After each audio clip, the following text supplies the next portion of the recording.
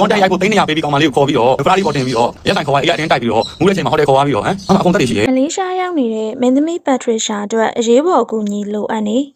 အစ်မစ်ဆိုသူမှဟိုတယ်ခန်းထဲပိတ်ပြီးနှိပ်စက်နေဟုဆိုပရိသတ်များအားလုံးပဲမင်္ဂလာပါရှင်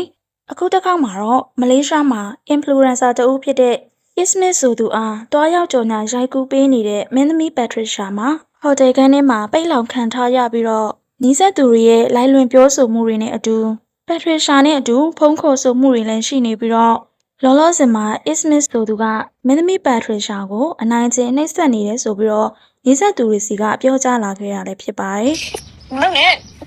ဖုန်းပြောနေချိန်မှာလည်းနောက်ကနေဝင်ပြီးအခန်းထဲကိုအတင်းဝင်ရောက်သွားတာဖြစ်တယ်လို့လက်ရှိမှာပတ်ထရီရှာနဲ့လုံးဝအဆက်အသွယ်ပြတ်တောက်နေကြောင်းနဲ့သိရှိရသမျှအချက်အလက်တွေက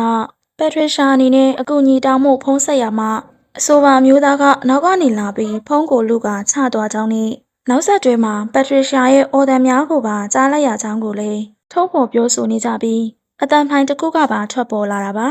လက်ရှိမှာတဲနေတဲ့ဟိုတယ်ဒီနေရာကိုအတိအကျမသိရှိရသေးပေမဲ့ပတ်ထရီရှာရဲ့တငယ်ချင်းကိုပြောပြချက်တွေအရဟိုတယ်နာမည်မှာ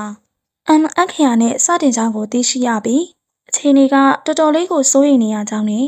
မလေးရှားမှာရောက်ရှိနေတဲ့မြန်မာတွေအနေနဲ့ဒီ live ကိုကြည့်ရှုနေတာပဲဖြစ်ဖြစ်ဒီနေရာကိုအတိအကျသိရရင်ပဲဖြစ်ဖြစ်သက်ဆိုင်ရာရဲ့စခန်းဒါမှမဟုတ်နီးစပ်ရာအဖွဲ့အစည်းတွေကိုအမြန်ဆုံးအကြောင်းကြားပြီးတော့မင်းသမီးပတ်ထရီရှာကိုအမြန်ဆုံးကယ်တင်ပေးနိုင်ကြဖို့ကိုလည်းဝိုင်းဝန်းအကူအညီတောင်းခံမှုတွေရှိနေပြီးတော့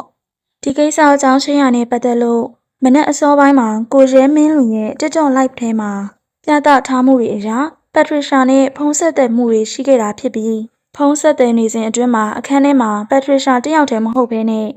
Ismith ဆိုသူနဲ့ရှိနေကြောင်းကိုလည်းသူကဖော်ထုတ်ပြောဆိုထားတာဖြစ်တယ်လို့ဖုန်းကိုအတင်းလူပြီးတော့ချသွားတဲ့တက်တဲ့အတန်ဖိုင်တွေကိုလည်းကြားနေရတာပဲဖြစ်ပါတယ်။ဒါအပြင်ပတ်ထရီရှာအနေနဲ့သူ့ရဲ့လူမှုကွန်ရက်စာမျက်နှာအထက်မှာရှုံးမလိုက်ကြတာလို့ status တင်ထားတာဖြစ်တဲ့အတွက်အားလုံးကစိတ်ပူနေကြတာဖြစ်ပြီးတော့ပတ်ထရီရှာအနေနဲ့ကတော့ Ismith ရဲ့ကမ်းလှမ်းမှုနဲ့အတူ